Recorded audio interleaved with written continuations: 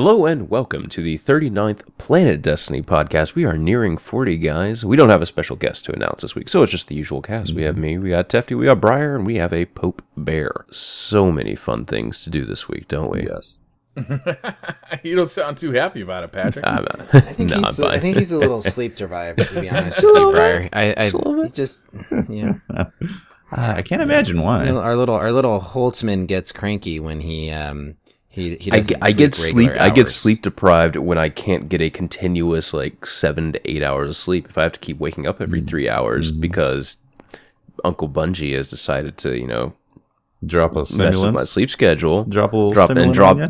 drop some sleeper simulants every day for the past 2 days. Oh my gosh. Hey, I'm going to congratulate you on you and the community's efforts to identify and locate the basketball court. Yeah, right.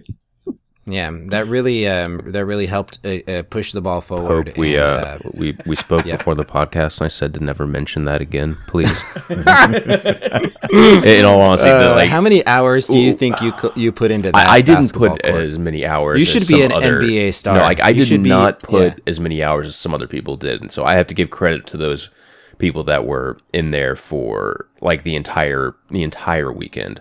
Pretty much after the first day of opening up the door and then seeing that nothing was really happening, I was like, I'm done in here. I'm done. I think Slayer Age, he stayed in there for the entire weekend. So props to him for staying in there.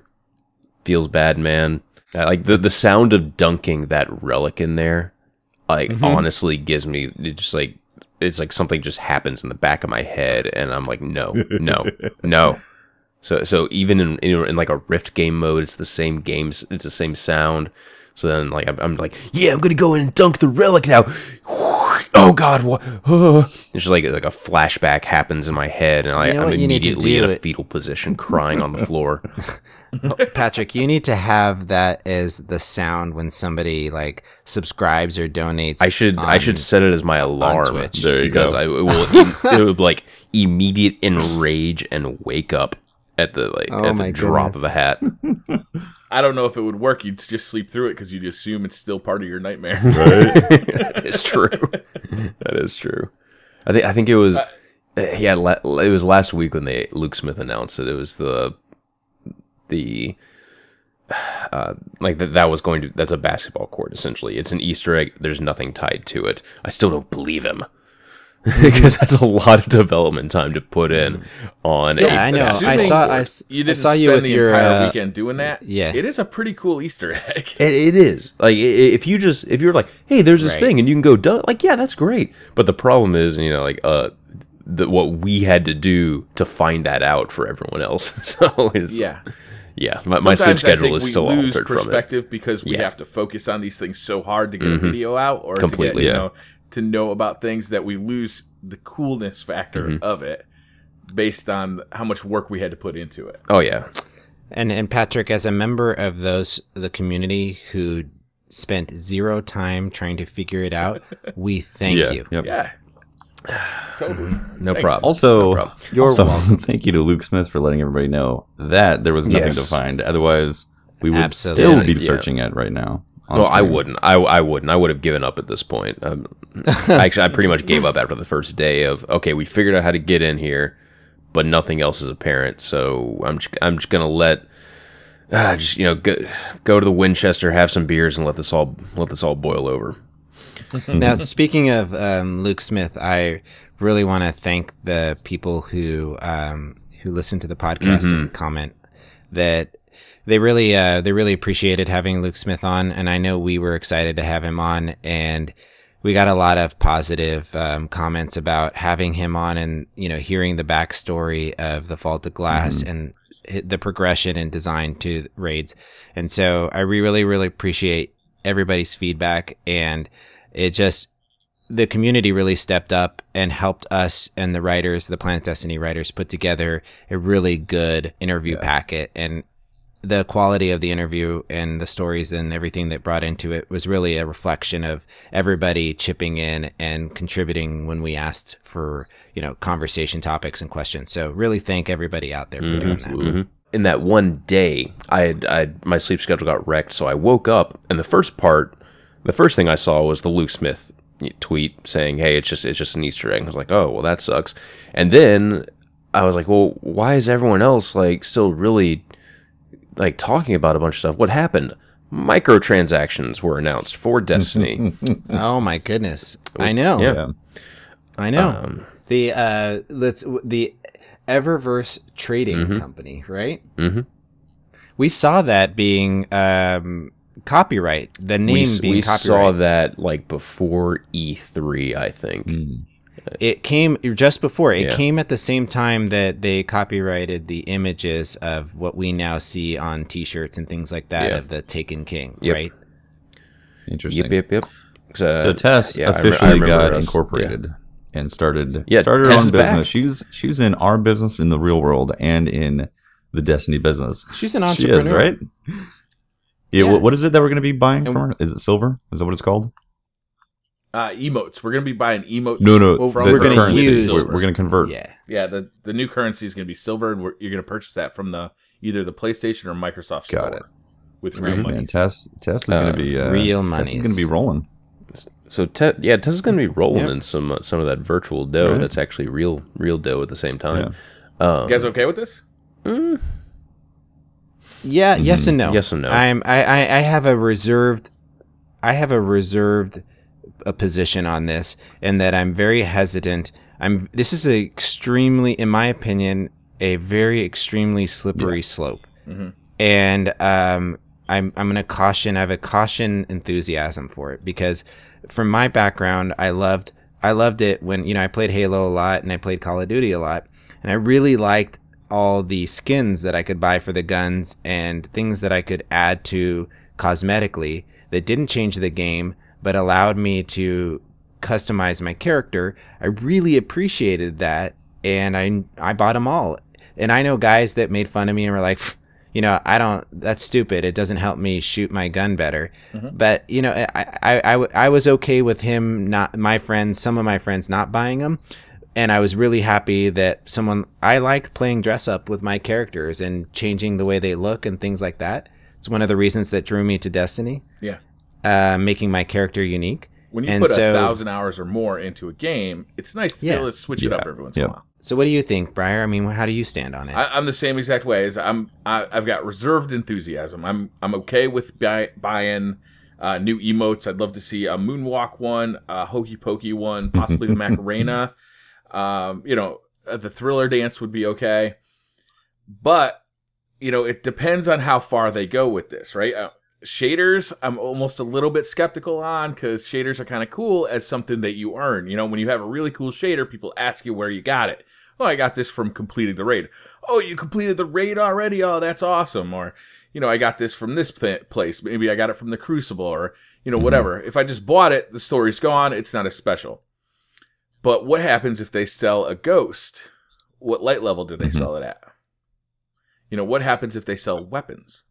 What happens if they sell armor? Now, they've only said emotes so far, but I think that's the slippery slope that we're all talking about, is that, the more stuff they sell, the more successful this is, the more pressure they'll feel from Activision and from, people who have money and want more of it to start selling more items. And that's what scares me about this. That's interesting. Yeah, I mean, I'm also on the same thought lines, that it is a slippery slope. It definitely changes the dynamics in the game and how people feel about their character, and not necessarily progression yet. If they do add anything that changes progression, that's where I'm going to be I will be very disappointed in Activision if it can actually boost your character. Like, if you can actually go and purchase these XP things for money in the game, even though the Red Bull thing was basically like that. You go buy Red Bulls and go add a code, and then you purchase that's basically a microtransaction right there that they were testing. If they keep on doing that and give you even more XP boosts via in-game, I don't know how I feel about that. I don't like it. I would prefer that they keep it cosmetic. I don't mind if they have emblems or shaders, because it's cosmetic, And I think that if some of them you earn in-game is great and some of them are only purchasable, I think that's just part of the cosmetic value of it. But where the line for me definitely was drawn is that things that affect your gameplay consistently. Like, if you can buy legendary marks, so you can just keep on refilling your stock of legendary marks with like $5 pops or whatever, that would be very disturbing for me as somebody who values Agreed. the experience of leveling in the game. You know? Yep. Right. If you could buy emotes of light, Yeah. that would be concerning. Yeah, that would be very concerning. Yeah. Yeah. Class Absolutely. materials? I think we're all in agreement that if as long as this 100% stays in the cosmetic area of the game, as long as like it's only related to like emblems, shaders, and dances, things like that, things that have absolute zero effect on the game other than the way that like your character looks or something like that, as long as it stays exactly like that, I think the community is cool with it because it's optional. It's optional. Have you? Do you have experience in maybe another game? Yeah. PlanetSide actually has a pretty similar system to that, where everyone looks exactly the same in the game, aside from your faction colors. Like now, PlanetSide was definitely more along the pay-to-win model, where you could actually buy the guns that you were working for. But the main selling point of the system was also you want to look like you don't want to look like everyone else, right? Well, you can buy one of these shaders that will affect all your armor on all of your characters. Cool. Now instead of the normal solid red and white, you can get a red and white camo on this guy, or you can get the giraffe pattern, which makes you blend in with everyone. Like you could do that. I'm okay with this, but only if it stays cosmetic. So Activision, I think, has a pretty good history with this. Pope, you mentioned Yes, they do. Activision earlier. You could buy, like you said, you could buy gun skins, you could buy camo, you could even buy Snoop Dogg as an announcer for multiplayer. Oh, Snoop Dogg as my ghost. Yes, please. Oh, I'll take that. Yes, please. Yes. I will buy that. But they kept it out of, you couldn't buy guns. You could buy guns, but they were part of DLC packages. So that's really no different than buying, a DLC for Destiny. There's going to be new guns in the DLC. They weren't unlocked right away, though. That's right? fine. That doesn't bother me. You still had to get them to drop in Call of Duty, right? Yeah, you still got to get them to drop. Exactly.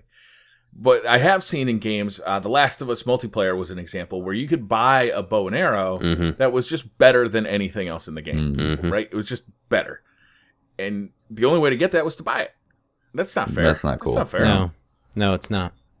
And I'm curious if, so the currency that we are going to purchase with real money is silver, right? I'm curious if an indicator of what they're going to choose to do with this over time would be something like can we earn silver in-game through in-game actions and activities? Okay. But at like a can we earn real world, like is silver going to be like an exotic drop, right? You could either get a weapon or you could get silver. I would be ridiculously pissed if instead of getting an exotic in the game, I got silver. Yeah, that's honestly true. That's true. So I mean, let's not think of it as an exotic then, okay? Yeah. Just take it away from that. But what if the concept was that they're going to be testing out? Do you think that's if they start testing out us being able to earn silver in game, do you think that's going to be an indicator of where they're choosing to take this? Maybe my future, fear is if we can start earning silver in game, then that means it will open up to being able to use that silver to buy other in-game items like legendary marks that we were talking about, because it can be earned outside of money. That's one of the indicators that I'm looking for, Patrick, and I agree with you. As much as I hate to say you should only be able to buy silver with real money, it needs that barrier to be there, so you can always be like, well, I paid money for this, so that means it can only be used for cosmetics. Yeah. The second we bring in the Destiny RNGesus into the scenario, then it opens up a whole another can of worms that Activision will probably gladly start exploiting. Once we get acclimated to that, right? Yeah, that's exactly. what people's fear is that it's like a drug dealer. You give, hey, that's the first sample. Because everyone's getting silver. Yeah, we're all getting some. Everyone's getting some, so you can go and then we get accustomed to spending a little bit of money. And what would let's just throw it out there. And I'll start the conversation since I thought about it earlier. But what would you pay for an emote? $1.99. Yeah. 99 cents to $1.99. I'm not. I wouldn't want to spend anything over $1.99. Yep. You guys all think it's gonna be about that $2 Yeah, I think range? $1 to $2. That sounds cheap. If there was an exceptional dance emote or something that was just ridiculous for $5, I would you got consider your it. eye on that Macarena, don't you? The Macarena, right? Yeah. Now, what exactly is that dance for you, Tefty? The inquiring minds want It'd to just be know. something that is both ridiculous and rude at the same time. All right, so you want your guy to drop down and do the worm on somebody's body that you just Wouldn't that be destroy. worth the $5? Oh, I would throw money at the screen for that. It'd be like, I think would the question be, oh no, I can't pay $3 more for that, but $2, like that's the thing. I think for a premium one, no problem, but like a golf clap, I'd pay $1 or $2 for that. $5, hell no. Sure. if we're How about versus the stream? Brought this up while we were at TwitchCon. Tefty, remember when we were talking in the lobby and he said an emote for high five? Exactly. Ooh, that would be that'd be amazing. great. kind of like in a Team Fortress 2 has that where you can, I think, like everyone has it. Like you can essentially buy emotes in the game as well there, and there is a high five emote where like your character just kind of stands there like waiting for a high five, and if someone else comes up and hits a button, then they high five you. That's awesome. We yell it in the raid now when we're doing the kind of that relay race portion of the raid right now. Mm-hmm. We yell high five on the way past everybody now. There's another really fun one in Team Fortress, the conga line, where as long as like the basically the leader needs to have the emote, and basically he just starts a conga line. He just starts doing a conga and starts walking forward, and then you can come up behind him and then join in on the conga line, but you don't need to have the emote to do that. That's awesome. See, like sometimes it'll turn into your team just conga lining out of the front gates of your of your starting base, and then just getting annihilated, but you don't care. You're conga lining. Worth it. That's way worth it. It's totally worth it. I'd love to see the sleeper simulant montage footage of someone like nice big conga line of people, and then you just just like through all of them. Oh yeah. So the Eververse Trading Company, they are justifying this by saying that we're going to get basically some content out of it. This is going to actually pay for what's called the live team. That's interesting. That's incredible because they could have just been like, hey, money for emotes. That's it. They could have just done that. Right.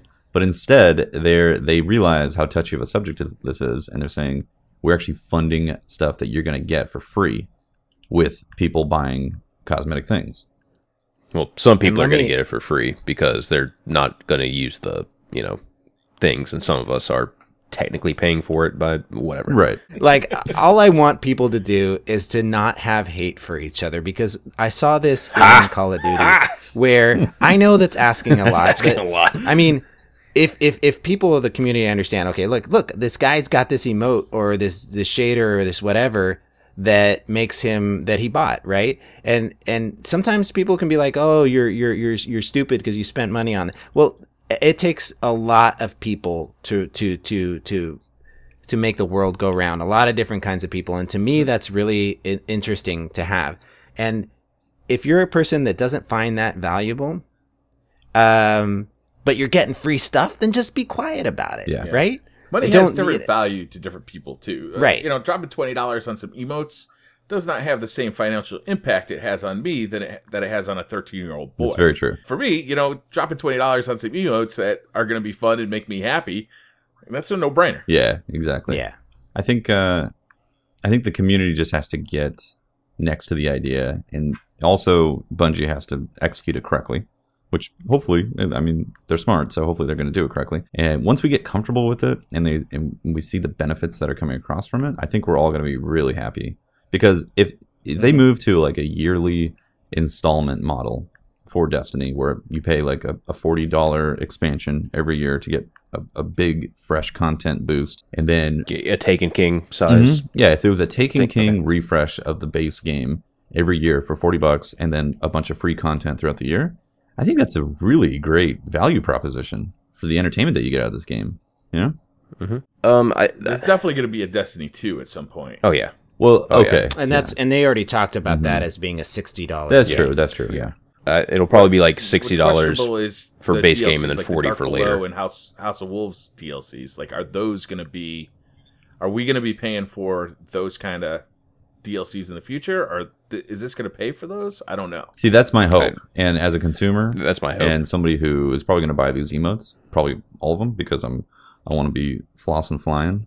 You know, Floss and flying. I'm writing that down. I would hope that there's some sizable content that gets given out for free. Otherwise, I feel like it's a ruse, and Activision is like, gotcha. Well, what if it's not though? What if it's not the DLCs? It's not the the two big DLCs or the Dark Below style. What if DLC, it's not right? those sizes? What if those are still paid DLCs at $20 or $30? But what we are going to get are more kind of monthly updates, right? All of a sudden, there's going to be new quests that just pop up on Arms Day. There's two new missions on your map that you have no idea where they came You from. just destroyed Quest Patrick. number 1. Sleep Quest schedule. number 1, wait for Arms Day. Quest number 2, shoot some stuff. Quest number 3, wait for Arms Day. Yeah, I love that model. But you know what I'm saying? quest It's like line. instead of getting like the big DLCs for free, what if we just see kind of stuff spread out throughout the year that's not necessarily Well, the it's not thing as is, big enough to be a DLC. thing is, I don't really consider Dark Below and House of Wolves big DLCs. Like, No, I don't You know? either. But like comparably to like they cost $20, right? I think it was overpriced. I really do. Okay, I do, So yeah. instead of getting those, though, what I'm saying is like imagine we just get some stuff between then and now. That's what this is paying. So some stuff between like- then and now of an expansion that we would pay $20 for. I would want to see, to be honest with you guys, I would want to see the yearly edition of a new playable space, right? Mhm. Every year we're getting a new planet, a new dreadnought, a new location. I want 4 new ones in Destiny 2. Ideally, we get 4 new ones, Destiny 2. The game then after that is additional quests and stuff that are free throughout the year. I mean, that Yeah. sounds good. All right. That sounds Yeah, I good. mean, I that's don't know it. if That's that's it. what's going to be, though. That's Well, a deal. I mean, that would be See, I think they're going to make a killing off of the emotes and the stuff. So they're going to have the financial lubrication to make this stuff slide. It's the question. You were just waiting to say that, weren't you, Tefty? Yeah. You had that written down. You just checked that off a list.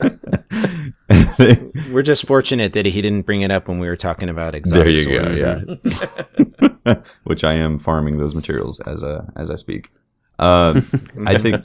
Gaining Yeah, lubrication. I'm getting my bolt caster lubrication going. Mhm.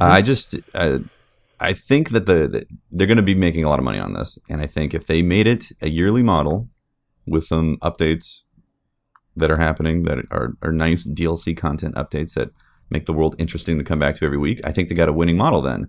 If they start bringing out more DLCs that we have to pay for, like the Dark Below and the House of Wolves, it's going to split the community dramatically. It really is. And I don't want that. I don't want the community to split up so much. They've done such a good job of keeping the community together. They give out the PvP maps for free, like the older Right. ones. They've done a pretty good job for if you didn't get any of the DLCs before the Taken King. When you buy the Taken King, you got basically everything. So everybody's on equal footing yearly. Well, that's pretty good. The thing is, Kind year of, ones though kind have of. been left behind. Like it's tough for a year one. If you didn't buy the Taken King, like You do You're- not have a lot of activities to choose from. You have No, 3 yeah, PvP absolutely. modes. You have one Vanguard playlist to choose from, and then that's pretty much it. You can't buy anything from vendors. That's a mega problem for that 13-year-old kid too. Who's Yeah. waiting until Oh, huge. Christmas to that's get that's the what I'm Taken saying. Like especially little if some of his other friends can actually get it. little Billy that can't mow the lawns because there's a drought in California, and his mom is really like conservative, is bummed out right now. Mhm. Hey, little Billy. So, my whole point yeah. about that is that again, I don't want like every 3 or 4 months a DLC to split up the community. I don't want that. Yeah, I understand. I think that's I going to think be you're right. toxic, offline and online in the game. And my guess is that they're trying hard to avoid that by allowing a lot of this content to come out. That's what I'm free. hoping. That's what I would like. appreciate. One of the things that I think that they're addressing is a real concern that, Fallout is coming. Wait, what? What game? And I haven't heard of this. No. I think that they're looking ahead at some content releases by some studios that, they want to keep people talking about Destiny and coming back here. And they don't do it by making people, if you've just bought Fallout, are you going to be in a position to then go back and buy another DLC when you're having fun playing Fallout? Or if that content's free and people are talking about it and you have another model that's meant to pay for it, you can come back and download the DLC for free and you're apt to play it more so than if you were, having to shell out more money. So I think it's a response to maybe some challengers that they have coming out soon. Well, you guys have sold me on this, so hopefully you sell Bungie too, because I'd like to see it happen the way you guys are describing. But Briar, you feel like it's not going to be that way? You feel like... I don't know. You guys made some really good points that I hadn't really thought of, so I really want it to be the way you guys are describing it now. I don't know if it's going to be, but I want it to be. Yeah, me too. We should... I do want to kind of say... Well, I don't know how this stuff is being developed. I don't know the inner workings of Bungie. I am a little bit familiar with some other game companies, and this type of stuff it's very easy to develop, and it's not, it doesn't take away from, they're not choosing, okay, so should we do a new strike mission, or should we, put out a bunch more skins that we can sell? Oh, right. Or something like that. No, that's not how this development process works. It's I'm not saying it's so easy to create that it's whatever, we can just make some stuff, but it's much easier to design this stuff to fund later on projects than it is to devote a lot of time to these larger scale projects like a full DLC or a full raid-like activity or a strike or something like that. Yeah, I would be... so them working on this isn't them taking away time. No, they are not taking... They're not going dude, I know you have a strike to develop, but we got some various shades of yellow, Let's talk about blue, and white. We got some various shades of yellow, blue, and white that need to be a shader, and you need to get on that. Yeah, I would be seriously surprised if more than one person was working on making shaders. That would be shocking, actually. If they had a team of shaders. Which, by the way, I think they come out. We've been talking about shaders, but we just know that there's going to be emotes coming. We don't. Well, even with an emote, I mean, they hire a dancer to come in, because I mean, if any of you know any dancers, usually they are very skilled in all kinds of genres. They're they come in the whole day. Professional dancers, a professional dancer could knock out a legit library of dance moves in a day's session. Bungie, call me. I'm free. The Briar, I would pay for If I get a character that dances like you, I've seen you at work, man. It'd be ridiculous. Spectacular is a word that's often used when describing it. It'd be bad. A little popping and locking. Is it spectacle? I can't remember now. I want you to pop. I've seen you pop and lock it. This is going to be amazing. And I'd pay $5 for that. Well. Mm-hmm. Oh yeah. Oh yeah. So thanks for volunteering, Brian. So you got it. So something else that's come out in the past couple of hours. Yeah, just past 48 hours, in fact, pretty much. Something else. Yeah. There's this weapon that's come out called the Sleeper Simulant. And, what? And the community has been. I'm torn between dimensions. Yeah, torn between dimensions. Some cute reference like that. It's. I guess we should give a little bit of backstory. So sure. Let's wind this shit back 2 or 3 months to when Game Informer first put out that article that was hey, here's Galahorn's competition.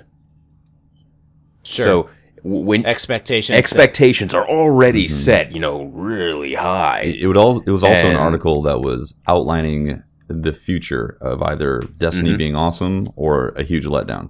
because there was a lot of Yeah. rest on that, you know. So basically, take all that hype. It's important. Hold on. I'm sorry, Patrick. It's important to separate, too, is that there's a lot of people that were excited from Game Informer's description of the quest line and separately of the weapon. That's true. Okay. Well, whatever it is, we've known about this weapon, and there are varying levels of hype that have been put into a crock pot and then set to bake on that hype train, on various hype trains, fueled by nuclear power for 2 months.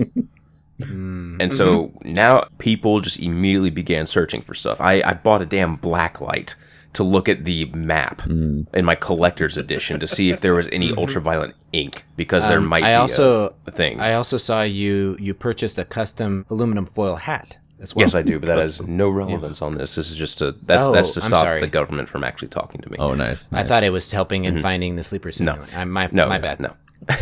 Alien abduction.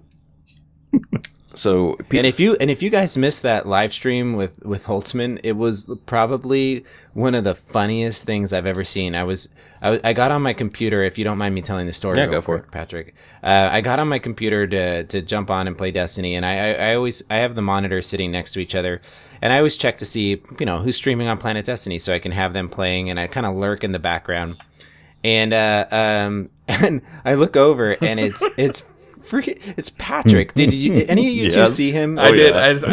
I randomly tuned in. No, somebody tweeted, "What the hell is Patrick doing?" So I tuned in. Oh my god, it was so funny, and he's playing nonstop, looped over and over again. Because I listened for about a half an hour, and it was nonstop X-Files theme. I found a 10-hour version of it. Yeah, you found a 10-hour version of the X. Dude, search. Why not? Because just search any song on YouTube for a 10-hour version, and chances are it'll be there. Is that a thing? Okay, so you had the that's a thing. That's it. So they had a Pirates of the Caribbean 10-hour version theme, and running around, and the chat is just going bananas because they don't know what's going on. They're like, I jumped in. I said, hey Patrick, what are you doing? And everybody's like, Pope, I think he needs help. They're like asking me to get Briar and Tefty and Wally and do an intervention. They're worried about you. Because I put on a tinfoil hat and I had to search for the and secrets.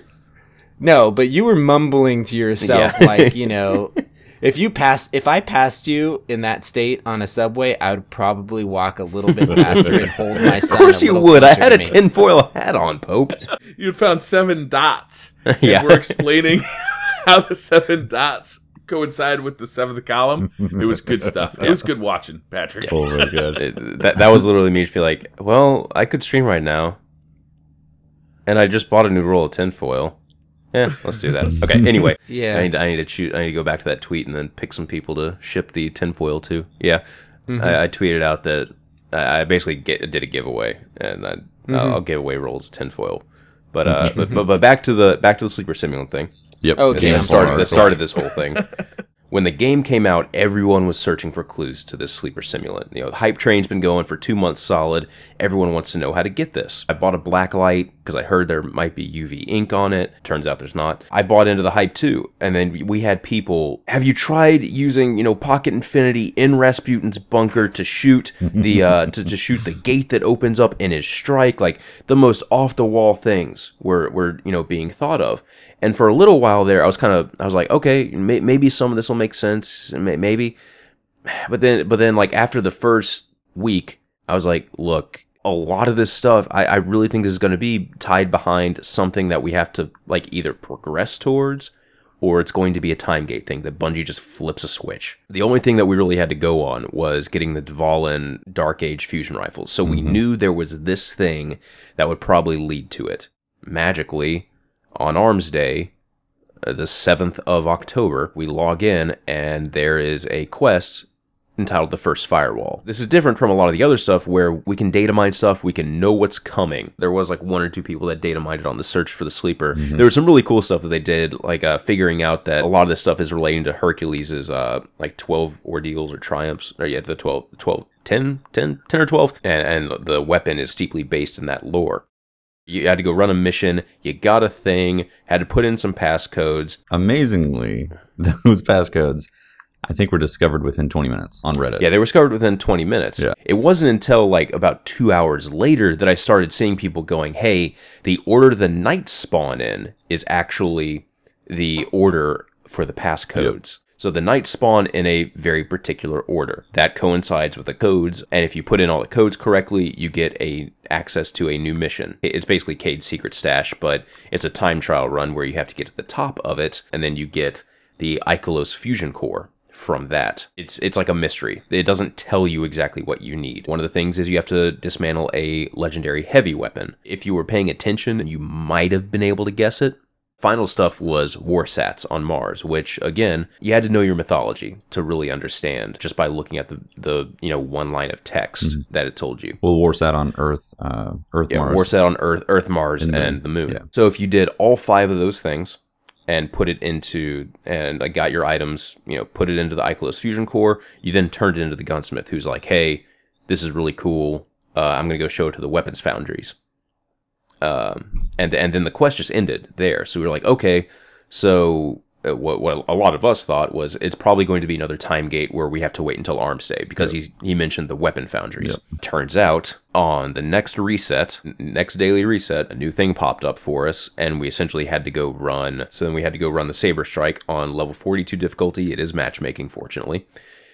And after that, you get a sleeper simulant frame. And after that, I was like, oh, well, awesome. I wonder what we're going to have to do. You go to the gunsmith, boom, you got your weapon. Yeah. Done. He remembered. Done. He's like, oh yeah, this is how you put it together.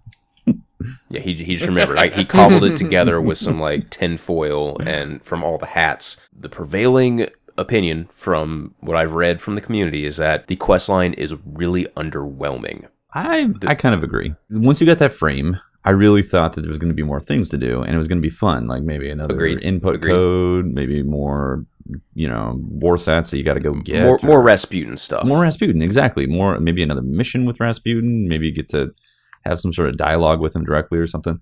Instead, that was it. And it's also tough to keep in mind that those the fusion rifle relics that you picked up in the beginning are technically part of this quest line. So yes, they are. So there is like an extended beginning that you didn't even realize that you were doing the quest line, essentially.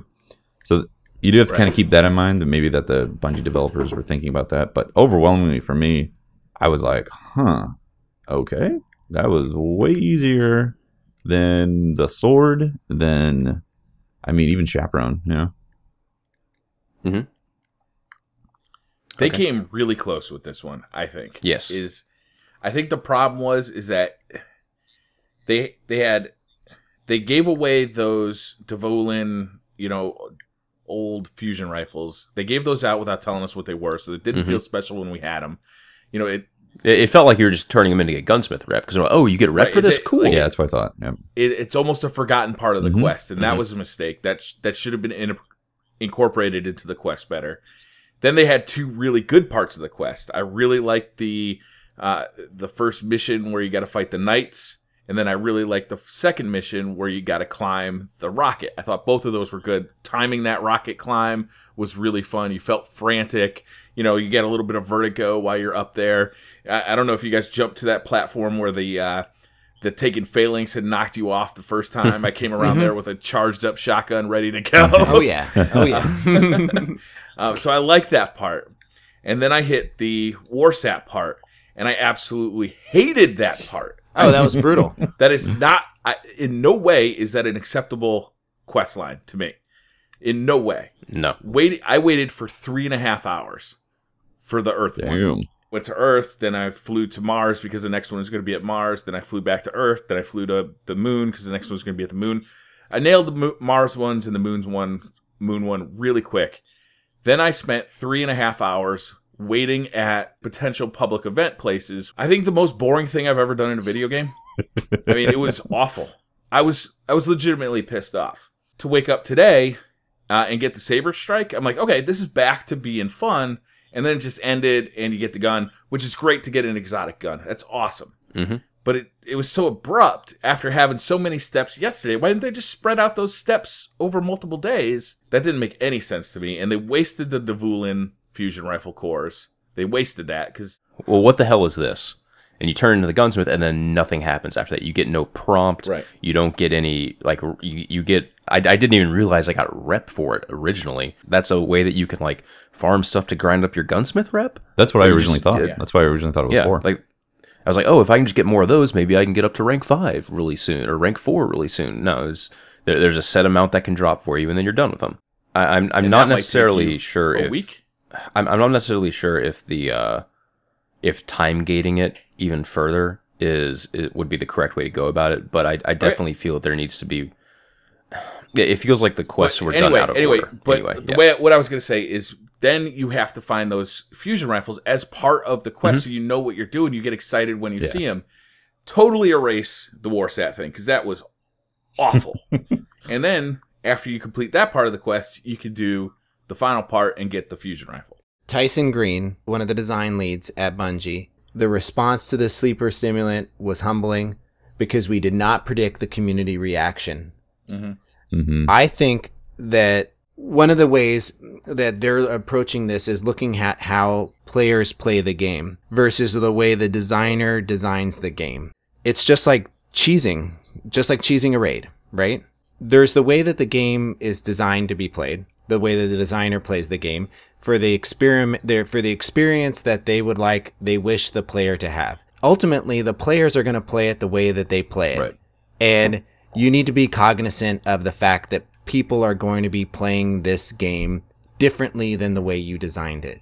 And I'm sure they designed the sleeper simulant to come out in a way that each individual player would challenge themselves through puzzles. You know, raids are physical puzzles mixed with some teamwork puzzles, and this was an individual style puzzle, or at least it was thought of or probably put together in that way. They expected people to approach it like that, you know, and you can't force somebody to play chess. You have to expect them that on that same board that they're going to play checkers. I agree, Pope, that I think the first part of that was really cool. And it kind of like going into a raid blind, it would have been really rewarding. And that's awesome. But the Warsat part is unforgivable in my opinion. It's awful to sit and wait for something to happen. Waiting for the Warsats. Yeah. Okay, I'm sorry. I was thinking of the mission where you're trying to defend the Warsat. Like, I thought that was, you know, like you at one of the missions where the Warsat is to get into the bunker. Saber strike. Yeah. Oh, I thought that was cool as hell, man. That was hard. That's not at all what I'm talking about. I'm talking about going on patrol and just waiting for a random event to happen. Yeah, it's just RNG. Okay. Yeah, one of possible random events. That was my biggest gripe too. Yep. I was really fortunate that I pretty much only had to do it like two times on each location for it to finally pop. So, you know, that was all of 45 minutes spent. I spent 3 hours with one of my friends on Mars trying to get a Warsat to spawn. Mars for me was the problem. Yeah, Mars was the biggest problem for a lot of people in the community because it could spawn in 3 different locations. But each one of those locations had like 3 other things that could spawn, or it was heavily weighted towards a kill the target bounty. Every time I saw the kill the target come out, I'd be like, son of a bitch. Yeah. Good news is you probably killed a lot of the Taken dudes and might have gotten some exotic engrams if you had your 3 of coins around.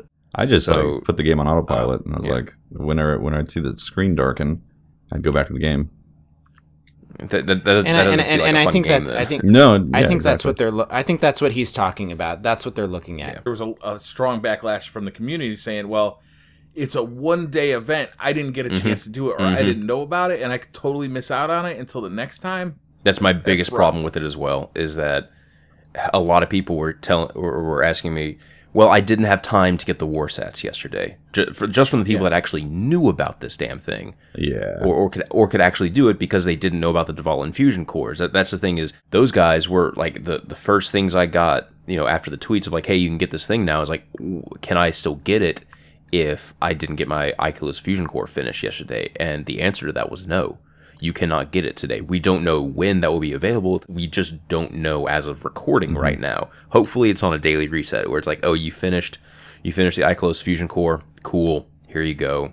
So on a surface level of like a secret, like before the internet secret type of video game, when you discovered something in, say, Zelda, Like that was a monumental secret for you. I can play the Song of Time and then cause the sign I just cut down to reform. What does that mean? That is that's some legendary gaming experience that you feel that happens from that. And if you did not have the internet, and then I mean, which is impossible because the game is on the internet, but let's just say you didn't read any of the forums or anything, and then discovered that, I mean, your mind would be blown. You would be on cloud 9 for discovering that. But another thing is, you would also have no idea what you did. That's true. To get that thing to form. It's not a repeatable action, and part of a rewarding sense of satisfaction in gaming is knowing what you did to accomplish something. That's true. Yeah, like I agree. Yeah. And with this was basically just the thing I hated about yesterday was I got a ton of questions from, hey, the quest didn't pop up for me. What did I not do? And I'm like, I don't know. There's nothing apparent there aside from those fusion rifle. What was things. The consensus? And there are some people, and there's no way to count. There's no way to count those things. And another thing is, like, I was getting reports that some people had only turned in like 2, some people turned in 3, some people, and they were able to get it. Some people did turn in 2 or 3 and weren't able to get it. Some people, like, there were a lot of conflicting reports coming in. I don't know how true those are, but there needed to be more transparency in that you were starting something and you had to progress to this point for it to become available, or for a roadblock to be reached, and then for this thing to come up. Yeah, that's where Bungie really failed here. Yeah, and in my eyes, the other thing was they were close. They were really close. They were so close. I have to, like, if I read about doing this quest and some of the stuff was like just ever so slightly tweaked, I'd be like, this sounds cool as shit.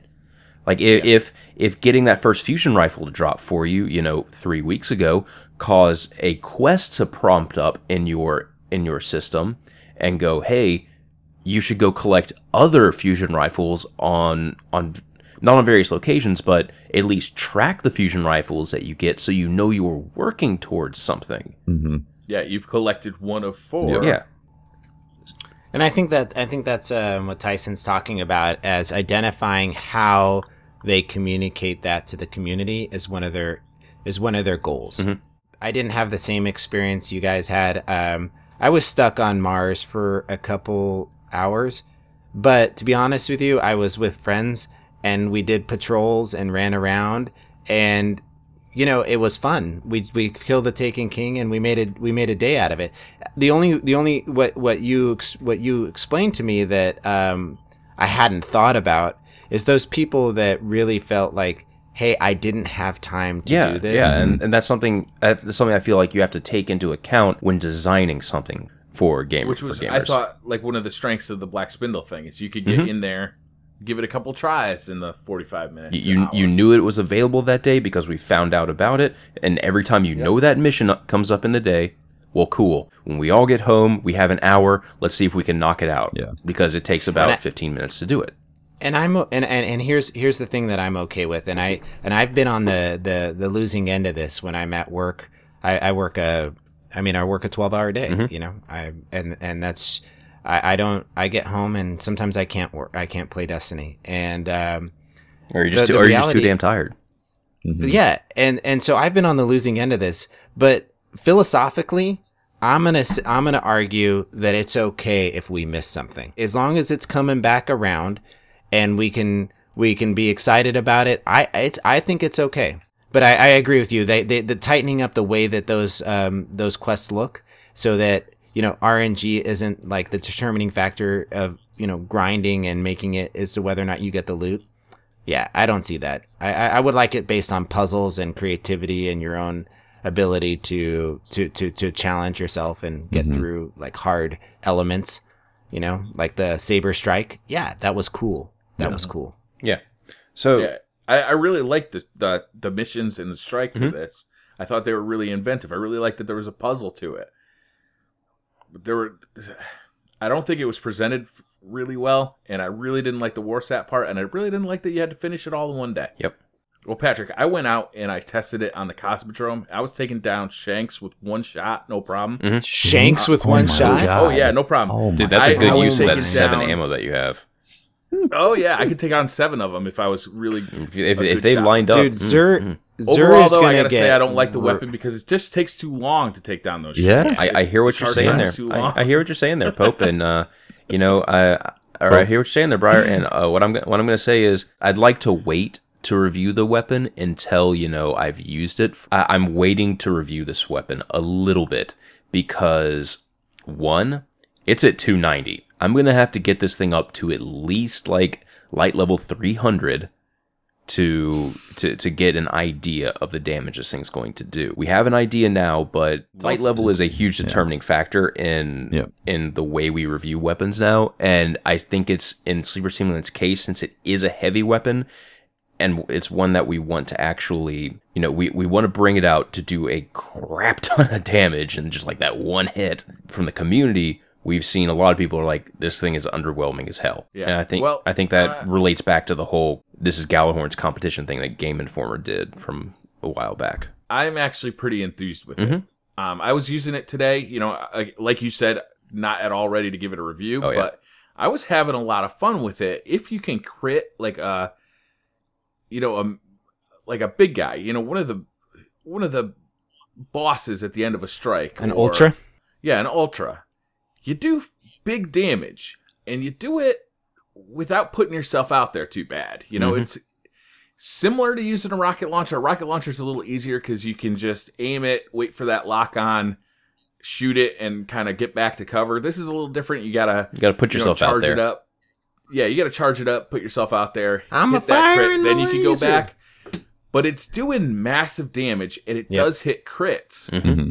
And that's different than any other fusion rifle that I know Yes. of. Well, I mean, except for it's basically like they're like, hey guys, Queenbreaker's bow isn't coming to year 2, but it's coming to year 2 in the form of a heavy weapon now. Right. I took it into the War Priest with 4 other people, and we during the damage phase of War Priest, we only had 5 people in there, and all of ours were at 290. And we still got War Priest down to half health just using Sleeper Simulants. And we ran out of ammo during that damage phase too. So that was in one damage phase below half health using Sleeper Simulant.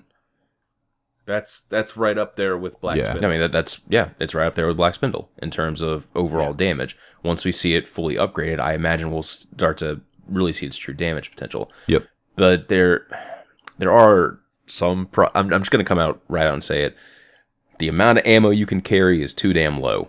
Bungie, you have an obsession with the number 7, and I love you for it. That's cool that you stick to your guns on the number 7, but 7 shots in this thing is too damn low. Yeah.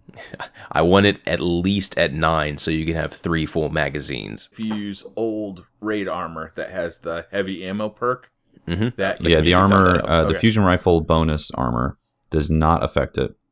But the reload speed of fusion rifle armor does affect it, so it's weird. Okay. It's like it's bugged. Yeah, I do think that's definitely bugged. Then the old heavy ammo perk does help it, but that doesn't help me in PvE. No, not at all. How is it different than each individual damage laser puts up the numbers that about a rocket launcher would? It puts up a little bit better. A little bit better, and if it's a crit, we want ammo. Right? We want ammo. We want more ammo than we would get if we had a rocket launcher. Well, here's the thing: rocket launcher, shoot it, does splash damage to everything. This one will do damage to a single source and bounce around and maybe hit something else. It ain't gonna hit much else once it goes through that target, unless it just has like a hand of God. It's gonna bounce once. It's gonna bounce once. No, it bounces more than once if you fully upgrade it. Chances are those bounces are probably not going to hit anything. Really difficult to time. you can't really predict those bounces because it doesn't work on the normal by the normal physics bouncing things. Say you hit a body shot, it will do about the same. Like it's so close right now. I need to actually look at my footage and see what the damage is looking like, and it's pretty much the same damage as a rocket launcher. You hit a precision shot, and it is noticeably more. I mean, it's like 3,000 more. Okay. Yeah. And I'm okay with a exotic heavy weapon that requires some skill to shoot. Oh yeah. Oh yeah. It's the antithesis of the Galahorn. how basic was it just to pull the trigger? You didn't even have to aim the damn thing because it had proximity like detonation. Tracking and proximity and everything else in the world. Fun to use. Yep, it is fun. It's cool as hell to look at. It sounds awesome. It's basically an EDM gun. You pull the trigger and you hear this that pops up. Your entire screen shakes, by the way, when you're charging the weapon up. Even if you're not aiming down sights, like if you're hip firing this thing, your whole screen shakes. So it's very reminiscent of the Spartan laser. Your character's ears ring. Like there's this that goes on after you fire it. Yeah. Like using the weapon is just fun. Yep. It's so cool. It's so cool to use it. I want fusion rifle increase to affect it. Once somebody gets this thing upgraded to 310, put some video out there, that's what I want to see. I want to see what kind of DPS this thing can do. Is there going to be a spot for it in my inventory? Because right now, the Black Spindle does massive DPS, and it's hard to like when you're on Golgoroth or you're on something that just requires a ton of DPS. It's hard to go with anything else. I mean, a full ammo reserve is 23 shots. It does so much per crit. So if you're a good shot, it's easily going to outclass the sleeper simulant if the damage numbers don't produce that much more once it hits 310. Right. And then the thing with Black Spindle is, I mean, it's just damage. It's just boom, boom, boom, constant damage, constant hammering damage from that thing without reloading. The Black Spindle is a clear monster for damage. Yep. But it also requires that precision shooting to make it really good. You know how there's this class called Sunbreaker and they're unkillable gods? Oh, this thing just craps all over them. Oh, really? Oh, yeah. So it's a race to try and shoot him. Before shoot him before he throws a hammer. Hits you with a hammer. Yeah. Oh, well, you can hear him. You can hear him charge up his hammer from you hear it, but you know. You gotta. He can throw that hammer instantly. You gotta see him, pull the trigger, and then keep your sights on him to kill him. But and have heavy ammo. Yeah. Oh, the tears when you just incinerate him with this gun.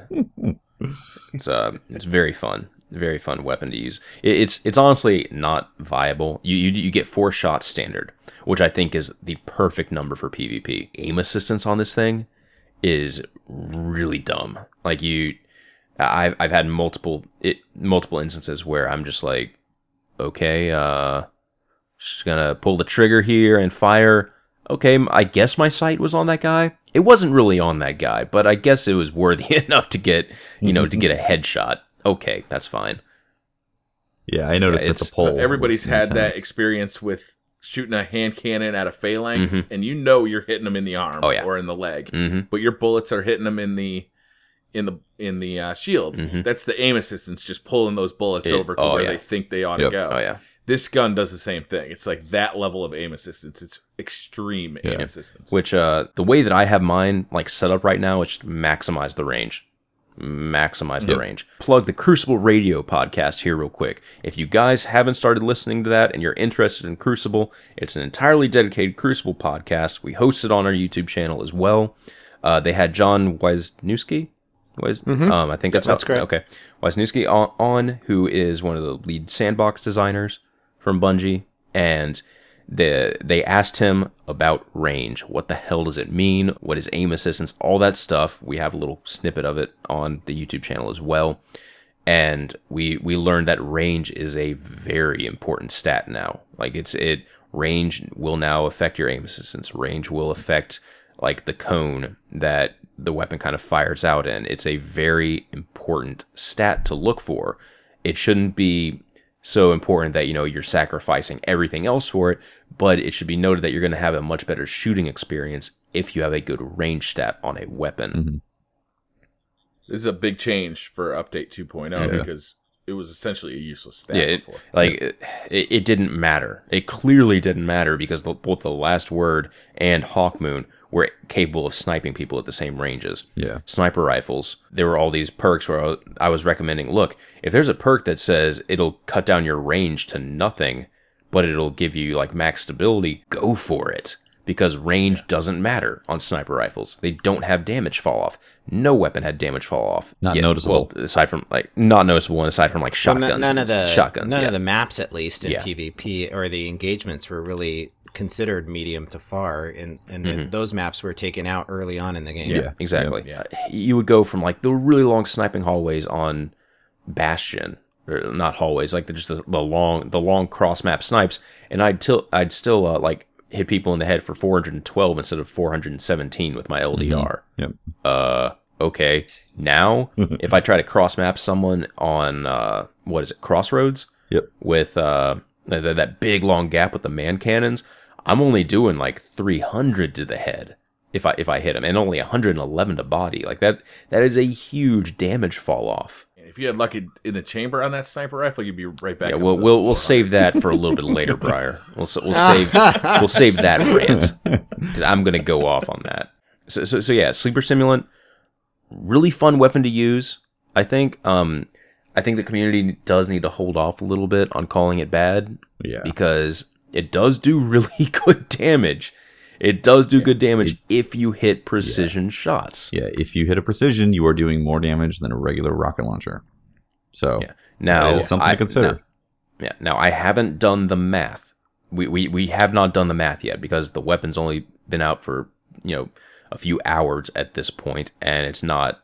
None of us have it at 310, so I might have to like level up some exotic swords on all my other characters, and then just use those to level this thing up. But I really think that once this thing is at 310, it will be comparable to a lot of the other high damage things out there. It'll at least be in the conversation. It will be in the conversation because it's very good at single target damage. The bounce thing is a novelty and will be hilarious in PvP videos if you can get a bounce kill on someone. That's where I see that perk being used. I do not see it being, at all in the conversation for actually a plus on this weapon if you can use it. I don't want it to be a Gallahorn either. I don't want it to be mandatory to have a gun in my loadout. No. I don't want the Black Spindle to be mandatory in my loadout. I don't want the Defiance of Yasmin or the Sleeper Simulant to be mandatory in my loadout. I want to have options. That's one of the strengths of this game.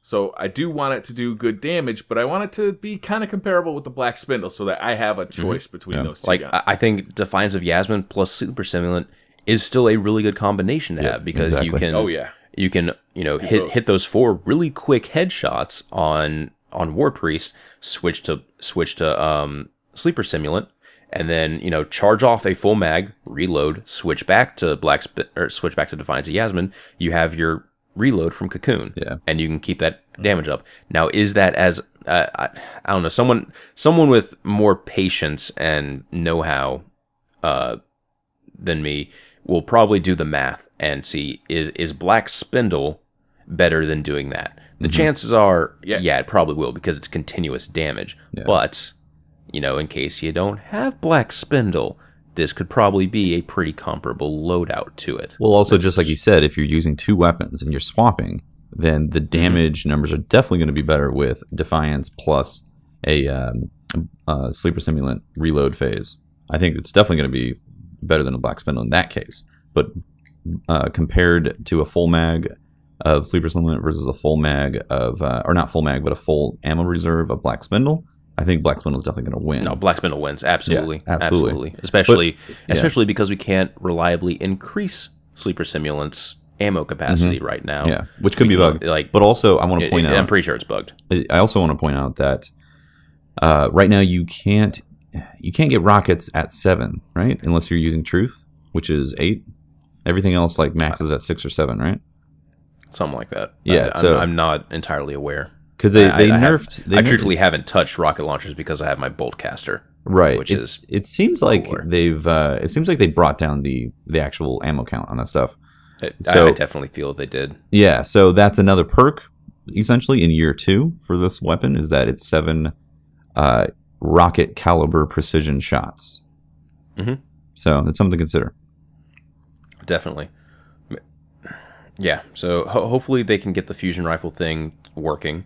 increase the ammo, because that's really my only real complaint with this thing right now. Is that it has just too low of an ammo capacity to for me to use it as much as I want to right now, because getting PvE footage for this thing right now is a bitch. Going through ammo synths. Like you use an ammo synth, I'm going through these things like coffee paper. Ammo synths. They're just you use one and I fire off 7 shots really quick, and I'm like, well, boss is at half health now. Hope I can get some heavy ammo from these ads. Yeah. You know what would be a really cool drop is, how the bosses now have like special drops and strikes, is if the Saber would drop boots that just had sleeper simulant ammo on. Whoa, that would be awesome. Or just fusion, like fusion rifle, and they fix the damn perk. Yeah, but I mean, if it was specific for the sleeper, like the two went together, that'd be really cool. It'd have to be on each character, so you'd have to have 3 different sets of boots, but it'd be cool. Okay, I just suddenly hated that idea now, Briar. Well, if it gave more than just 3, grinding. Like let's say it doubled. Let's say it doubled the ammo to like 14 shots total. I mean, that would be worth it then. But if it was only though for sleeper simulant, not fusion rifles. Yeah, if it was only for sleeper simulant, then that would be a very powerful perk. Yeah, because 14, I can tell you 14 shots in this thing. That big ogre that's he takes a lot of damage. Yeah. 3 shots to kill him. Dude, 3 shots to kill him. How many eyes were active though? Do you know? I stacked it to 3. So 3. Okay, yeah. Nice. I stacked it to 3, which that'll take like it'll take like I think 6 or not 6, like 8 sniper shots from my 1,000-yard stare to down him at that point. Nice. But I mean, this was just like, and I say it's 3 shots, but really it was 2 shots, and then I could have just switched to my sniper and then finished off the sliver of health that he had left. It was a massive amount of damage. Yeah. That it was dealing on him, and then I pretty much half health the boss with the remaining ammo and the heavy. In the right circumstances, if you can hit your precision shots with this thing, it's very rewarding and it will melt targets. So we heard some news about shotguns in the weekly update today. Hallelujah. They are addressing shotguns. They're making a very small adjustment, but I think it's a very welcome adjustment. They're removing shot package from all shotguns that have it. Thank God. They are going to replace it with one of 3 other perks. Yeah, I'm actually looking for it's the perks are crowd controls, crowd control, go ahead, knee pads, and close and or personal.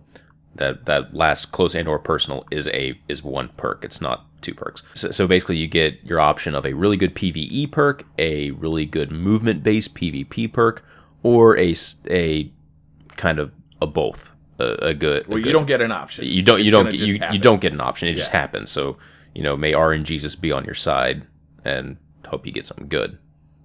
Right. So this is obviously an attempt to pull back on shotguns in the Crucible a little bit, and it's going to allow Bungie to look at shotguns without that perk and see if they need further adjustment, and possibly if they can recalibrate the effective range.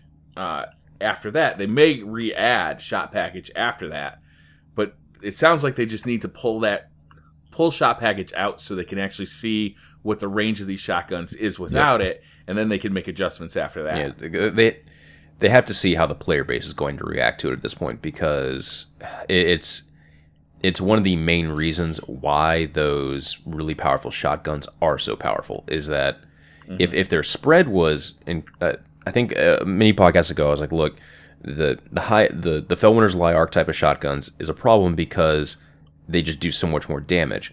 And they do so much damage because a lot of people are running them with shot package to make sure those high damage pellets will hit your targets. If that's more spread out now, we'll see people living through a lot more often. At least living.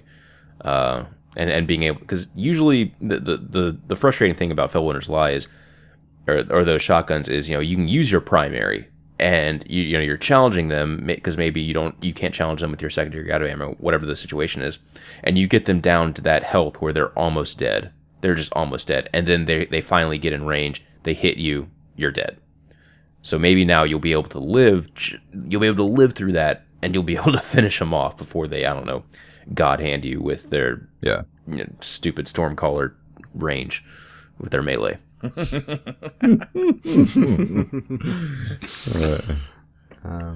Not digging those other subclasses, are you?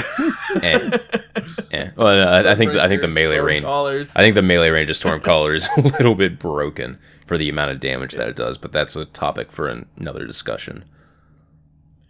So everybody's on board with this. It sounds like. See you, shot package. Yeah. Nice to know you. I guess. It's just too many shotguns in the Crucible. It's just too many. I want to be that guy that can. We really need Wally here just so he can play devil's advocate.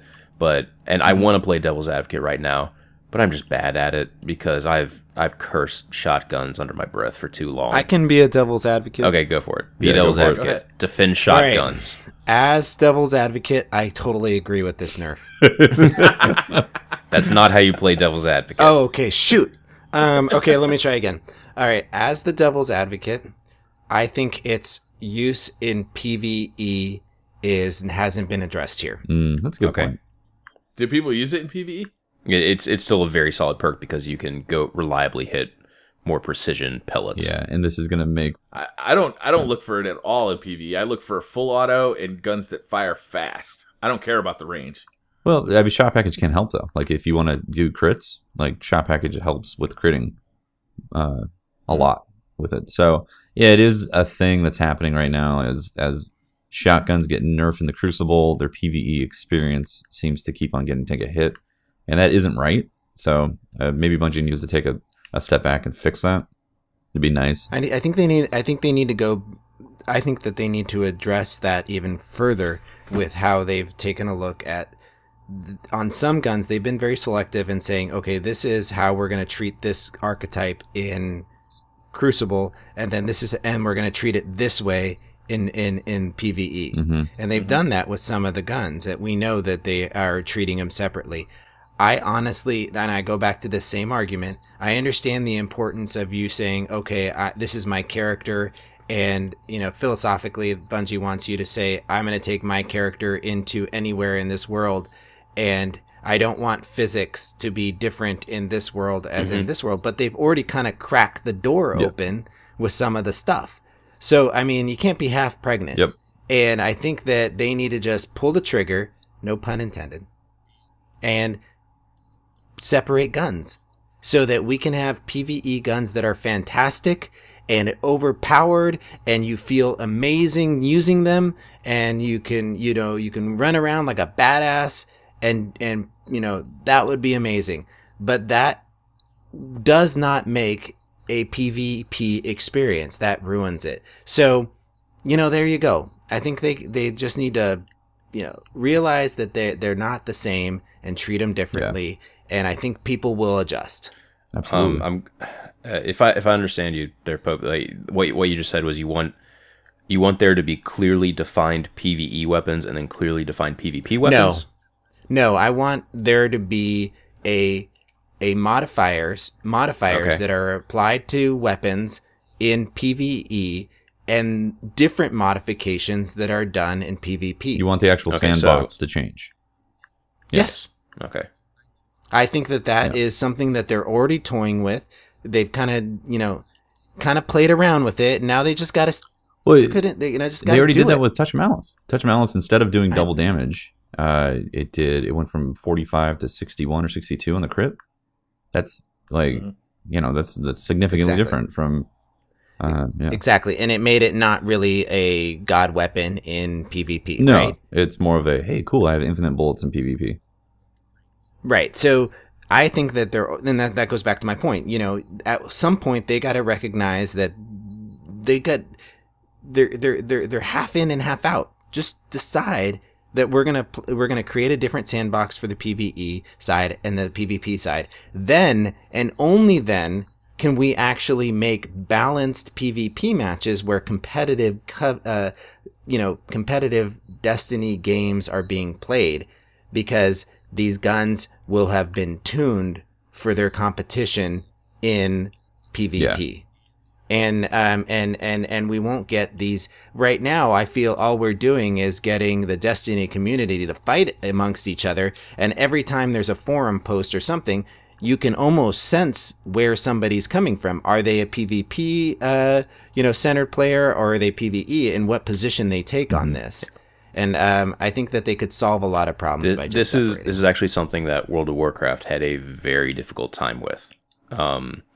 In the start of the game, the best way to be a good PvPer was to also be in a top PvE guild and clear through the raids every single week and get the best gear from there. So then you can just power through PvP and then get the absolute best PvP rewards that were a little bit more geared to that.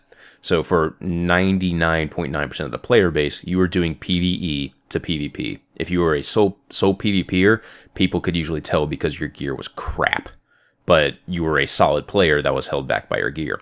And then over the course of, it took them pretty much 10 or 11 years to finally go, okay, we're just going to make it so this is how your character performs in PvP, this is how it performs in PvE. I think the next expansion that's coming out is finally doing that. It's not actually official. No, it's still theoretical. They're going through with it. They are going through with it. Wow. They've already that's what they're going to go through with. And they did so many things along the way to try to balance this. They ended up doing, okay, we're going to come out with gear that is only going to be good in PvP because it has these stats that will apply to only PvP. That'll affect your performance against other players. It's called like resilience and no, but Tefty's pointing out that this is the growing pains that Destiny's having. Yeah, it's like we're seeing pretty much the same thing. But the biggest overall change that happened to WoW that people always hated was nerfing classes based on their PvP performance, and it carried over to their PvE performance. That's the thing. Here, man. That's why that is the most difficult thing that they had to deal with. And eventually it took them just going, okay, we're done trying to balance these two things together because it's very clear that they just can't be. Yeah. They absolutely cannot be. In a game that has both PvE and PvP, it's just not possible. So you need to separate them and make that a very clear distinction.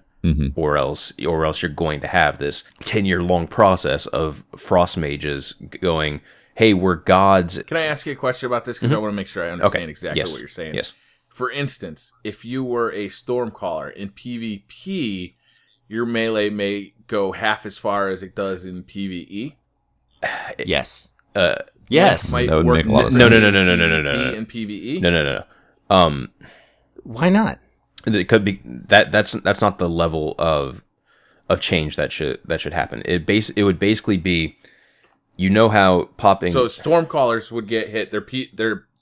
You're saying that like certain aspects would get hit, there needs to be a very clear distinction of like, okay, unfortunately, this is where Bungie's going to have to start bending where they normally are like, we don't want to show information, we don't want to show damage, we don't want to show numbers because that gets too much for players. They're going to have to start bending the rules if they adopt this system as well, because say for the Stormcaller talent where your shield breaks and then it does an AoE effect, it would say it will do this much damage in PvE and it will do this much damage in PvP. So you can expect to know, so you can expect the difference and then plan for it according to that. Okay, so I like that, but if you change the range, that is not what should happen. That's not what should happen, because then you're going to have a different idea. The way you explained it, I agree with you, Patrick. I jumped to conclusions. Basically, like if a player has to account for, in PvE I have this much range with my melee, and in PvP I have less range. That's too hard to switch. Yeah, it's too hard to switch between. It makes it too difficult. That's not how it should be done. They just need to do what Pope said, and they need to make that distinction between. But then they need to make that distinction very clear by actually showing us not necessarily the damage. Not necessarily like, this is exactly how much damage you're getting, because holy shit, looking at all those tables in WoW was one of the worst parts about the game for me. Why does it say I'm doing 2,000 damage, but then I hit this guy for 28,000? What the hell does that mean? So not necessarily doing that, but like for talents and things like that, where it says it's going to do damage, increase damage, things like that, it needs to be incredibly apparent that it will do this in PvP and this in PvE. So moving back to the I'm on board with this as long as they don't change the way the character feels. You know, if Blink is overpowered, that Blink needs to get changed in PvE and PvP because it needs to feel the same. No matter where I'm using it. If I'm using a Stormcaller and everybody's upset that Stormcaller's melee hits too hard from too far, it's still got to have the same range for a hit in PvP and PvE. It can lower the amount of damage. Right. Yeah. That's it. Yeah. Back to shot package. This is a nerf that is entirely based upon PvP. Yeah. I think we can all agree on that. That is why this is getting changed. My playstyle is being affected by PvP. Right. And so this one though would be super hard to it'd be hard to independently have this work in PvP or PvE and not in PvP because it actually changes the shot pattern of the weapon. Correct. That's something that Bungie kind of just worked themselves into a corner there. There's that's why rangefinder's still there. Yeah, there's no good way to make that PvE PvP distinction that we were talking about with this perk. Off the top of my head, for the podcast purpose, there isn't really a method that you can do for that. Well, the gun would feel different. It would shoot differently. Yeah, it would be fundamentally different. Do you guys want to talk about Luck in the Chamber on that sniper? Yeah. I actually bought 2 of those packages. I bought the one with Luck in the Chamber, and I kept one to see if a different roll with comes up next week or the week after. I mean, the silver lining is that the scopes are bad for PvP. Yeah, but it's a really good PvE sniper rifle. Yes, you're right. It is.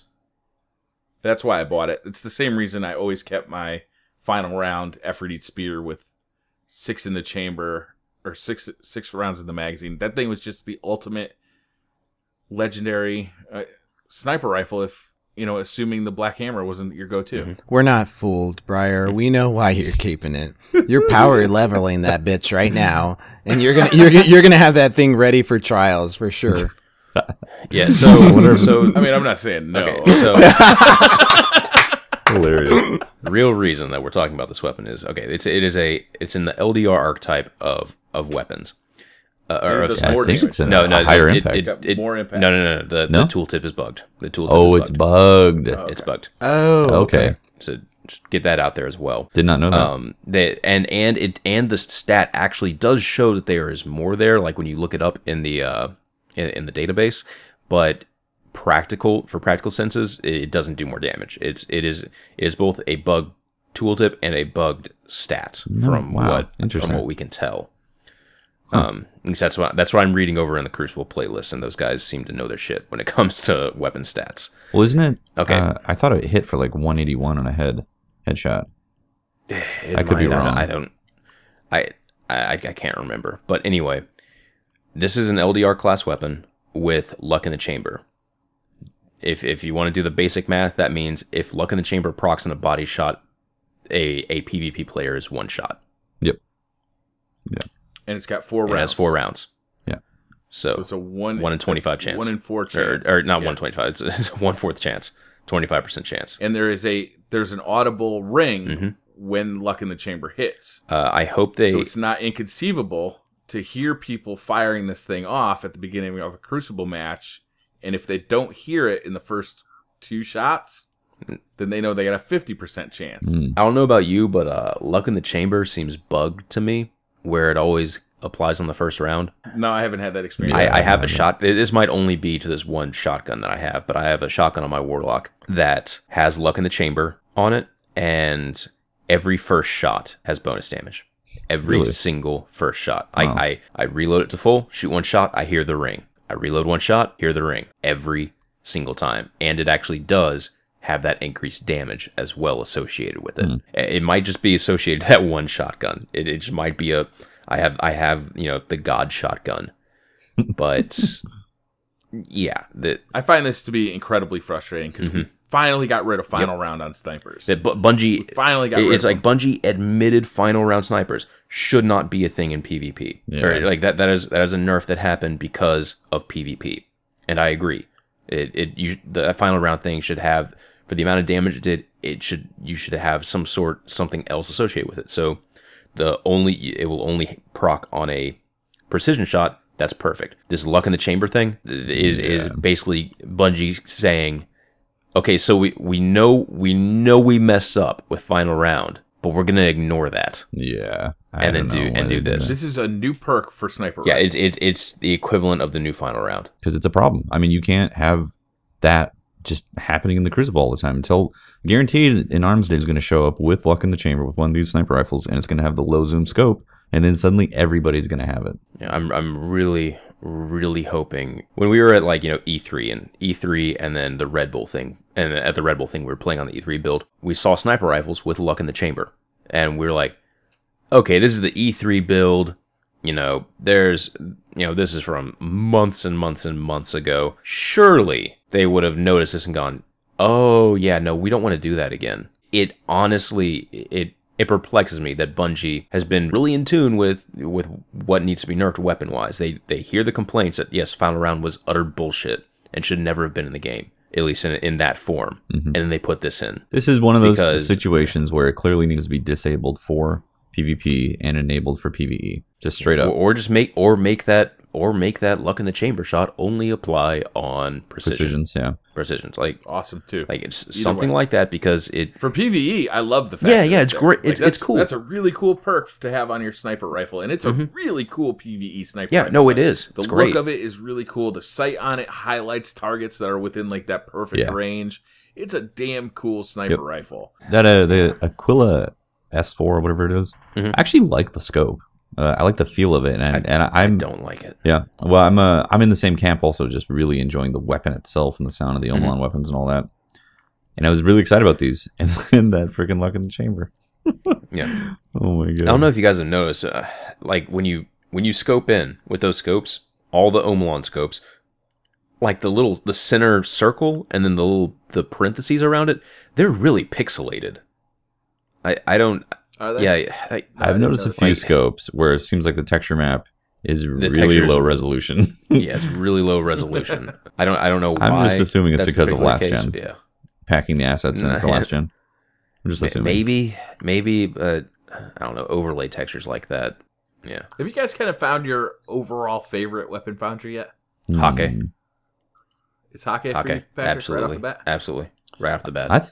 Safety, have you kind of settled on a favorite? I thought spreading yourself thin. I'm actually spreading myself, man. I'm definitely playing the fields. Like I thought I was gonna really like Hake and be like, that's my go-to. But both Omelon and Suros just have some really sexy weapons. Both like auto rifles, scouts, even that fusion rifle, which I'm usually not a fusion rifle fan, but the one that they dropped in Arms Day recently. That one like is also really fun and crazy high impact. Yeah.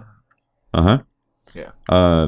So yeah, I like when I find a DIS 47 drops, I'm like, oh man, is it gonna have full auto and hand laid stock? Oh my god, I love that scout, dude. It's incredible, and I hate low impact scouts. I was like, I hate them too. Yeah, I thought I was gonna hate it, and then I used it, and I've got one that has hand laid stock on it. Yeah, I got the hand laid stock, and then I think fitted stock on it with Rodeo. Me too. Like that thing is so much fun to use. Yeah. If you are capable of hitting precision shots with that thing, it just melts people. I had somebody destroying me in PvP with So if you get full auto, it's ridiculous. It's ridiculous with full auto and with hand laid stock and fitted stock and all that. So I'm Can that one roll with full auto? Yes. I think Montash has one with like perfect stability and full auto. It's ridiculous. Wow. Why would they give? Why would RNG give MTash that? Because he's Canadian. Okay, let's see. Possible they always feel bad for the Canadians. Possible rolls. We're getting a little late in this podcast, guys. Do you want to do some Twitter questions? Yeah, sure. Wow. Okay. Yeah, confirmed. It can roll with full auto. Yeah, it's beast, man. If you get beast roll, full auto, handling stock on that, it is going to demolish. Wow. I want. Me too. Okay, yeah. Twitter questions. Let's go to those real quick. All right. Shady asks, Etheric Light. What's up with Etheric Light, guys? Like, it's just sitting in our inventory. Man, I don't know. Doing nothing. Yep. I don't know. It's a good question. Yeah, I bet you money Bungie's asking the same damn thing. Yeah, like why did we make this ascending thing? Now we have this crap to deal with. I don't understand why they don't just let us turn it in for rep and be done with it. Give me 1,000 rep. They're obviously saving it for something. So At least I'm hoping. Otherwise, I'm hoping they are. Trade it in for silver, maybe. I hope not. Let's not go down that road. Oh my god. Let's not go down that road. All right, Whooper asks thoughts on if the Nightfall is worth doing or not. No. Yeah. Truthfully, no. Like it. Well, Yes, I mean, it I've is. gotten exotics out of it. I've gotten actually quite a few exotics out of it, but No, I You think were it's guaranteed an exotic the first time you ran it. I think it's worth doing because I enjoy the challenge. If you're doing it for the rewards, no, because Okay. no, it's not. But if you want a challenge, then yes, it is. I will say the strike was fun this week. It was definitely fun to run in there with a group of friends and just I can't see anything on my radar. Why are there so many enemies? What the hell is going on? Oh my god, my shield Yes, isn't regenerating. exactly. That is fun. The experience itself is fun. But I think a lot of players, like, when they ask that question, is it worth it to do it, are asking, are the rewards worth it?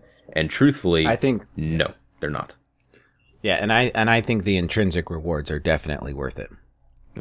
well, No, I've gotten some crappy stuff. I'm really out of strange coins, and I'm really like hurting on some I haven't gotten any exotic drops from. You need some from antiquated anything. runes. I hear the Nightfall is a great place to that's get very those. true. Yeah, My drops have been horrific. Yeah. Patrick, I'm not even kidding you. I think my last Nightfall drop was 5 3 of coins. yeah, I was in a group where that. Yeah, I actually saw that happen, Five too. free That's- coins was the drop. I've seen That it can several effectively times. equate to nothing. That can equate to nothing as yeah, well. and well, it's actually Right. essentially 7 strange coin. Mhm. So that's even more of a kick Yeah. in the nuts.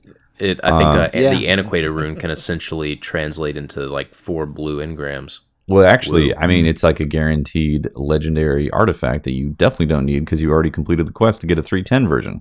Yeah, I actually do need a 310 version because I nuked mine. Oh, you I nuked did? my 310 one. Well, I didn't. I infused it into one that gave void precision kills, and since I have that 1,000-yard stare with void damage on it, I'm an orb factory when I snipe Got in it. PvE. Okay, yeah, that makes sense.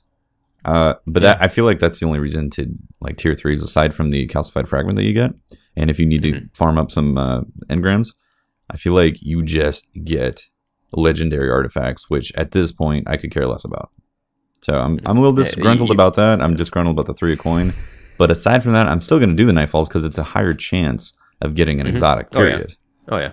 Yeah, and those exotics do fall in with the, if you're above like level 300, they can be 310. Yeah, they could be 3. Exactly, So- yeah. Well, the exotics that drop in it are also not year 1 or like that limited drop sample. It's basically it's just year 2 stuff that'll drop in there. Yeah. So Yeah, you're that's not true. gonna- Yeah. Here's a Galahorn.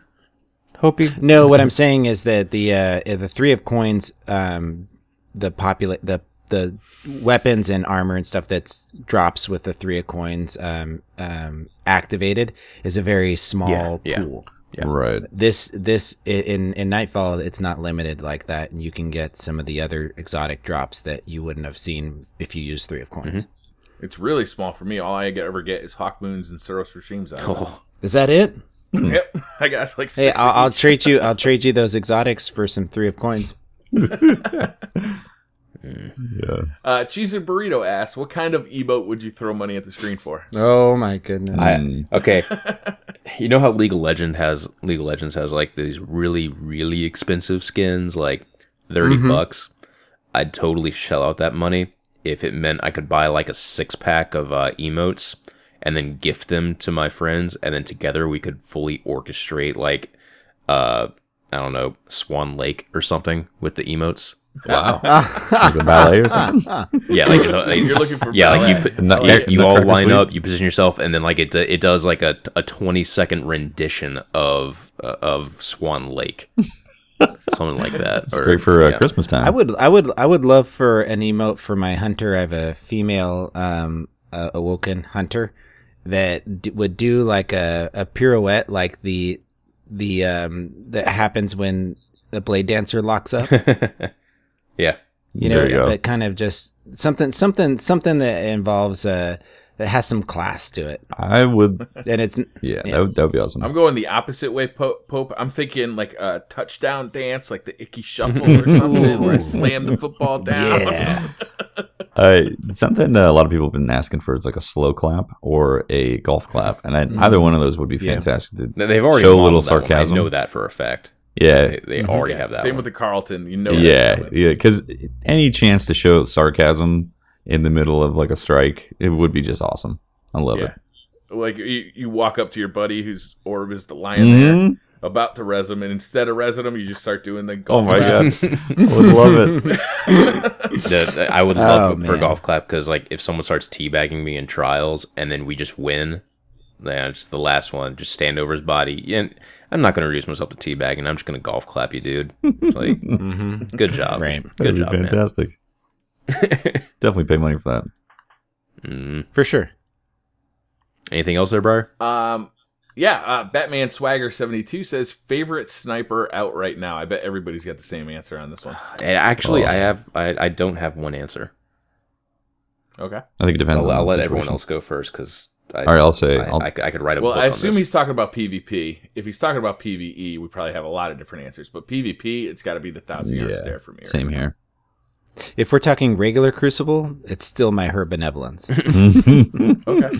Well, But if we're talking about getting prepped for Trials and Iron Iron Banner or Trials, 1,000-yard stare is what I'm looking at. yeah. Mine's actually like it's between 1,000-yard stare and Defiance of Yasmin.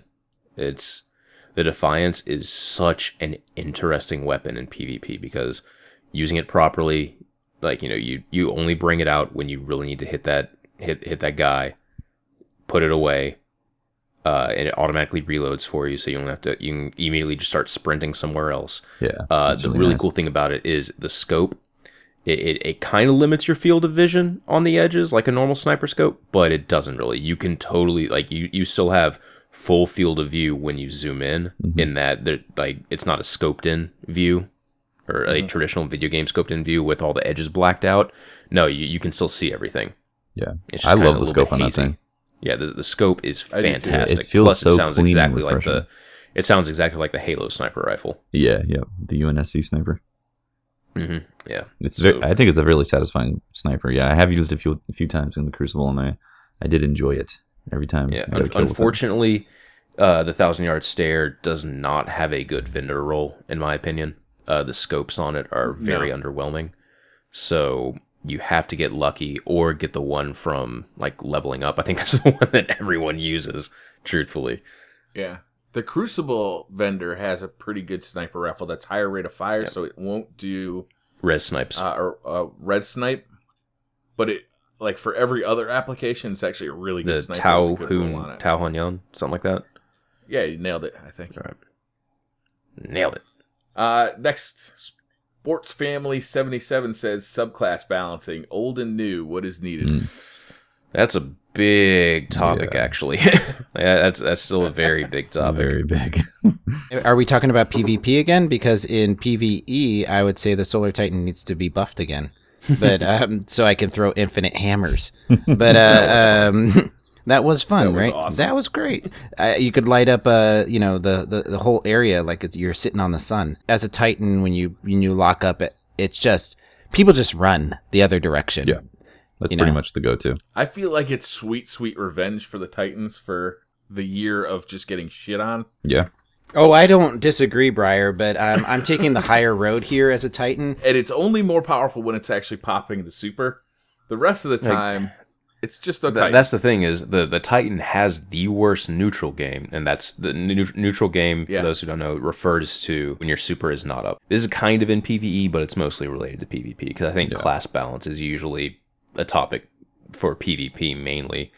Like outside of their super, they're a very underwhelming class for PvP. For worst PvP. melee. Yeah, worst melee. no Easily the worst mobility. melee. Like, fortunately, they do have stellar grenades. Like, and I will challenge anyone who says they do not, because the incendiary grenade from Hunters that they have is fantastic. One of the best grenades out there. I think it's the They've got fusions also, right? they have now. fusion sticky grenades as well, which is really good. Because sticky grenades have a lot of magnetism to them. The fusions if you- do specifically. They got a crazy amount. Yeah, and then I think it's the I can't think of the name of it. The line grenade that shoots out forward. But they're nowhere as good as the arc bolt was. No. They're not. Which that's good. Just saying. The thermite Thermite grenade. Yeah. There we go. Yeah, I couldn't. Hope you were looking too. It's like it has iron in it. Yeah, I was looking. It has I had to iron look in at the it. menu. Yeah, it's thermite. It's thermite. Yeah, the thermite grenade is also a really grenade, even though it's very similar to the hunter grenade. But this one's just easy to use. You know when you throw it, it's going to go at a straight line forward. There you go. Done. Yeah. Like it's easy to predict the. When I was doing the first quest for the sleeper simulant, and all the knights line up in a line, and I was on my hunter, I'm like, yes, this is finally going to work. I finally found a use for this grenade. I throw it at their feet, and it bugs out, and instead of going parallel with them, it just intersects them. Oh, so it man. goes. And I'm like, your one time to shine. Yep. Void line grenade. You had one You job. had one time, one chance to finally do what you did every other time, and you dropped the ball. Yeah, I hate. Right. Yeah. So anyway, that's actually a really good grenade from the Titan. By the way, you should definitely take the sleeper simulant and do a one-hit kill on all those guys in that footage really for the satisfying. review. It's really satisfying. I don't think can you go back and do that mission now? Well, if you have on another character. Okay. I don't know if you have it unlocked on the character, but yeah, switch it over. I don't think I do. Gotcha. Yeah, that's a very satisfying thing to do, I imagine. Yeah.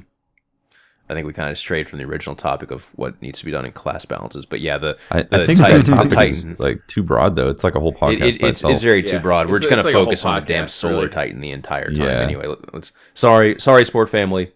We'll probably get to that in a later podcast where we can talk about it. Yeah, and more in depth. I imagine also it's going to be there's a lot more that's going to come out of the woodwork from Trials and Iron Banner, since people are going to be forced to use year 2 gear. We're probably going to see a lot of people complaining about the Stormcaller as well, because that subclass lasts for a very long time if properly used, where you have all your cooldowns up and then you pop it. Like it will last for a very, very long time. Yeah, very difficult to, if they're using Ionic Blink, it's very difficult to evade them. Well, thank you guys for listening. This is the 39th Planet Destiny podcast. This has been Patrick Casey. If you want to find me, you can find me on Twitter at Holtzman_PD. And I occasionally stream on the Planet Destiny Twitch, and I make a lot of the YouTube videos. I'm Briar Rabbit. You can find me on Twitch at The Briar Rabbit. You can find me on YouTube on the Briar Rabbit channel. And I started a new PlayStation 4 community called Briar Rabbit's War, and come join that. That's where I pull people from strikes. For strikes, if I'm doing raids, if I'm doing anything, and I want to fill up a fire team, that's the first place I pull people from. So if you're looking for people to hang with, come on over to the PlayStation 4 community. Awesome. My name is Teft. You can talk to me at Teft on Twitter, and you can catch the streams for Planet Destiny on the Twitch channel. And I have a personal YouTube as well, Teft Games. Come talk to me. And this has been Pope Bear, and you can find me on Twitter at Pope Bear. And I am doing some charity live streams coming up, and one's coming up in October, on October 17th. So stay tuned to Planet Destiny to find out more information on how all of us actually will be playing and raising money for breast cancer awareness. And there's more information to come on that. We're really excited to be working with Triple Rec and other people in the community to raise awareness for this disease and raise money towards fighting it. So, as I said, we're going to put out more information, but there's something coming out on the 17th and 18th with the Dames of Destiny. Well, thank you guys for watching. Thank you to everyone who actually listened to this whole thing. This was one of our longer ones as of recent. All right, guys. Yep. Thank you. We will see you next week.